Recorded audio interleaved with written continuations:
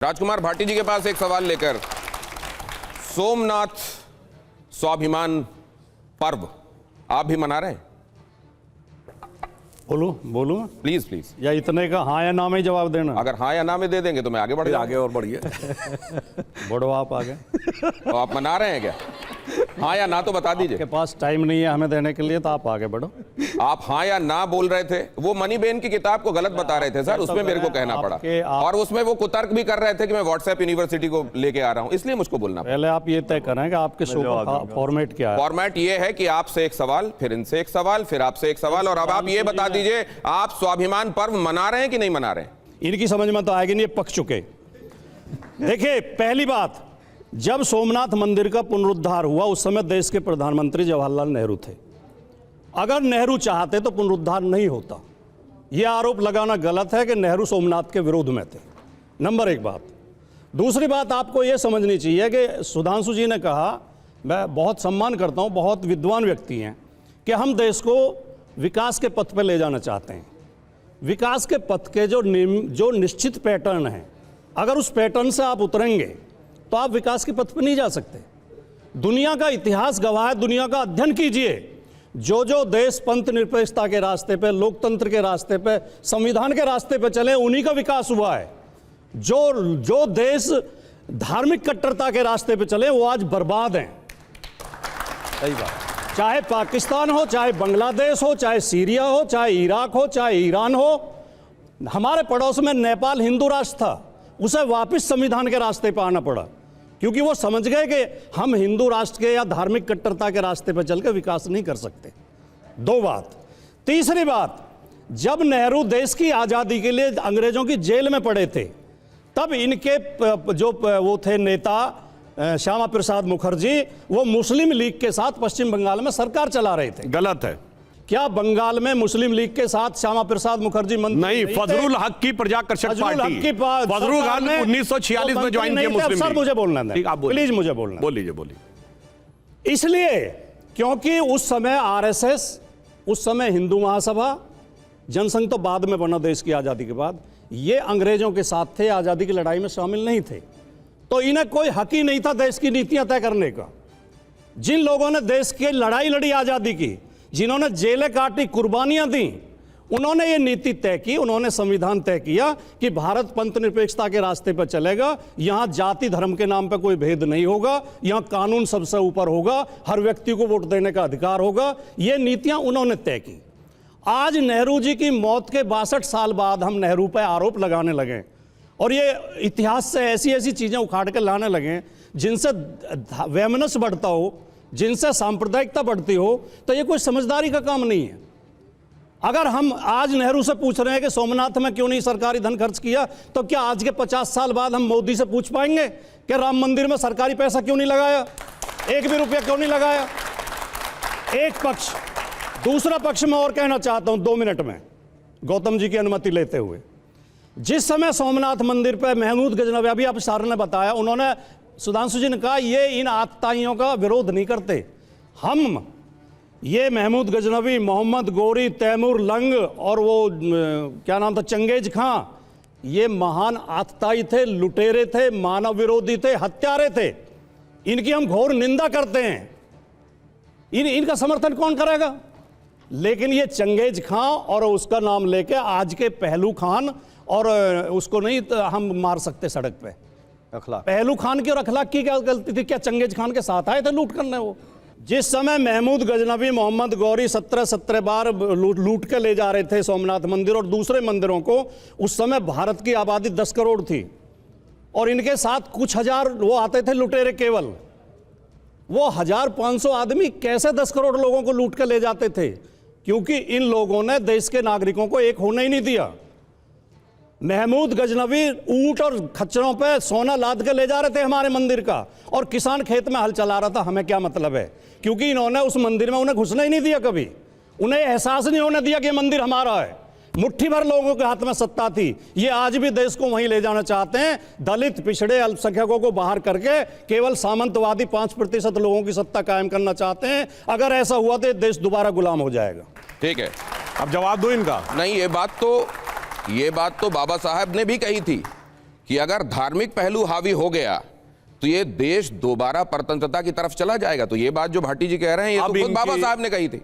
बाबा साहब अंबेडकर की किताब annihilation of caste, page number 234 पे बाबा साहब अंबेडकर लिखते हैं कि जो ये बताया जाता है कि फ्रेटर्निटी, लिबर्टी एंड इंडिपेंडेंस, बंधुता, स्वतंत्रता और समानता का विचार पश्चिम से आया है, ये गलत है, यह मूलतः उपनिषदों से आया है, बाबा साहब अंबेडकर ने लिखा है। दूसरा झूठ इन्होंने ये बोला कि 5000 साल पहले से ये होता था।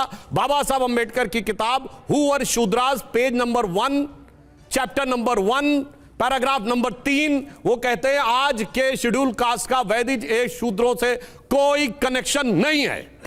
तीसरी जो आपने झूठ बोला उसमें बताता हूं, बाबा साहब अंबेडकर की किताब द अनटचेबल्स, उसमें वो कहते हैं there was no untouchability in Manu's era. 4वीं शताब्दी से पहले इसका उल्लेख नहीं मिलता, 8वीं शताब्दी में शुरू होती है। अब अगली बात जो इन्होंने झूठ बोली उस पर मैं बताना चाहता हूं, इन्होंने कहा कि वो मुट्ठी भर आके लूट के चले गए। भैया क्या गजब झूठ बोलते हैं। 712 में मोहम्मद बिन कासिम सिंध आया और सोमनाथ कब लूट पाया? 1026। ये 325 साल का इतिहास कहां है संघर्ष का?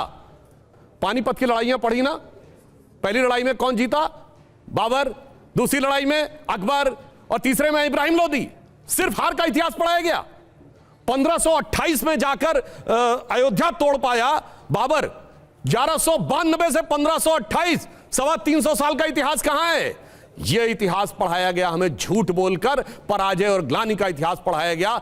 Jawaharlal Nehru discovery of India, page number 240 पे लिखते हैं Mahmud was just a warrior, उसका धर्म से कोई मतलब नहीं था। जबकि उसके साथ आया हुआ इतिहासकार उतबी अपनी किताब तारीख यामनी में लिखता है कि जब उसने मंदिर को घेर लिया और शिवलिंग को वो ध्वस्त करने जा रहा था, तो उस समय उसके पुजारियों ने और बाकी लोगों ने आकर कहा कि हम करोड़ लाखों स्वर्ण मुद्राएं देंगे। उसके एडवाइजर ने कहा मान लेना चाहिए।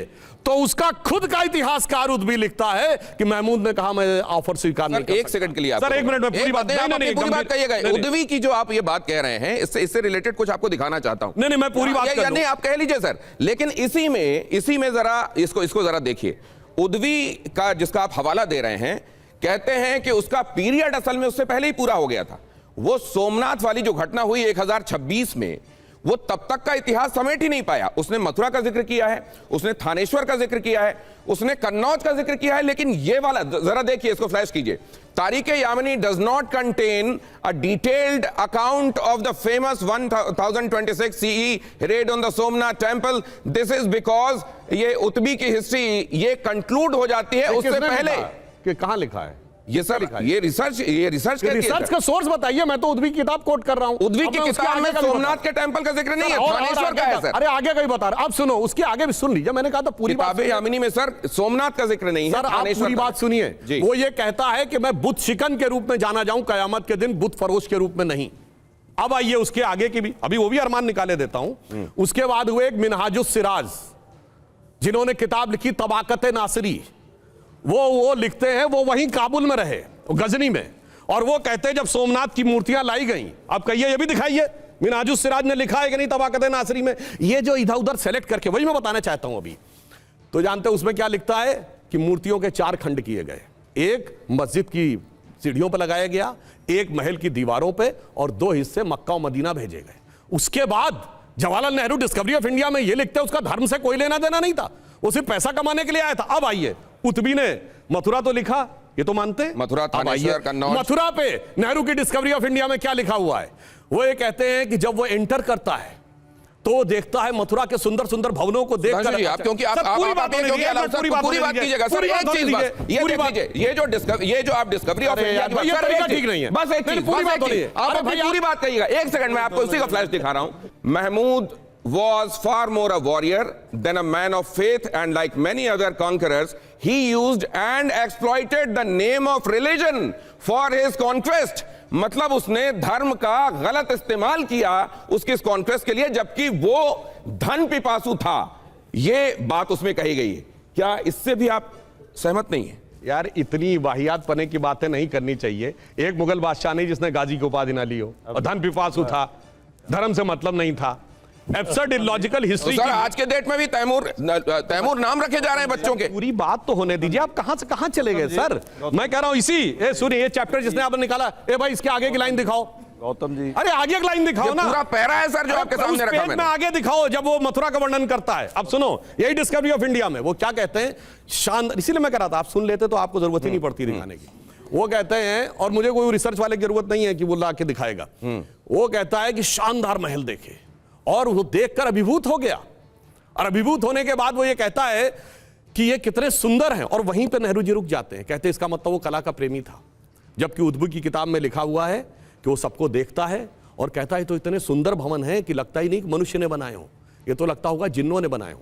विल डुरांट ने अपनी किताब में लिखा हुआ है कि उसने ये कहा कि ये तो इतना शानदार है कि लगता है 100 मिलियन दीनार लगे होंगे और बनाने में 200 साल लगे होंगे। ठीक, अगले स्टेप पे कहता है मगर ये सब बुत परस्त हैं, सबको नष्ट कर दो, नेफ्था डाल के आग लगा दो। वो सेंटेंस छुपा दिया गया डिस्कवरी ऑफ इंडिया में।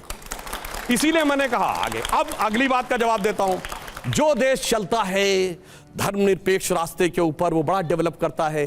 जब तक हम सेकुलर थे हमारी ग्रोथ रेट क्या थी, 1.5%, 2%, 2.5%, मगर उस ग्रोथ रेट का मजाक उड़ाया जाता था 70-80 के दशक में। ये हिंदू ग्रोथ रेट है, इससे ज्यादा तो हो नहीं सकता।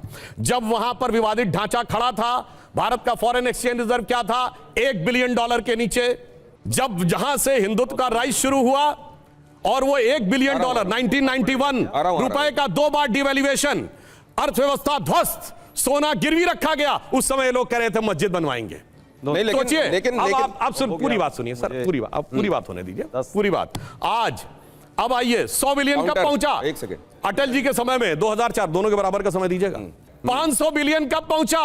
मोदी जी के समय में। 600 बिलियन जब राम मंदिर बना तब पहुंचा। आज जब राम मंदिर बना है तो अकेले राम मंदिर नहीं बना है, वो 4 करोड़ गरीबों को आवास दे के आया है, 16 करोड़ घरों में जल दे के आया है, 10 करोड़ घरों में उज्ज्वला योजना दे के आया है, 56 करोड़ लोगों को अकाउंट्स दे के आया है, और भारत को चौथी बड़ी अर्थव्यवस्था बना के आया है, चौथा बड़ा स्टॉक एक्सचेंज बना के आया है, तीसरा बड़ा ऑटोमोबाइल मैन्युफैक्चर बना के आया है, और दूसरा बड़ा मोबाइल हैंडसेट का मैन्युफैक्चर बना के आया है, डिजिटल ट्रांजैक्शन में नंबर 1 का देश बना के आया है, चांद के छूते कोने को छू कर आया है, और पिछले 2 साल से वर्ल्ड की ऑल फास्टेस्ट ग्रोइंग इकोनॉमी में। सुनिए सर, सुनिए, पूरी बात होने सर हो गई, अभी फिर आता हूं दोबारा। 8% की ग्रोथ रेट के साथ फास्टेस्ट ग्रोइंग इकोनॉमी है। इसलिए मैं कहना चाहता हूं ये क्यों हो रहा है, एक लाइन में कहूंगा, आपने कहा जेन ज़ी के युवाओं जागो, पुनः नया युग आया है, भारत मां की शक्ति जगी है, धर्म ध्वजा लहराया है।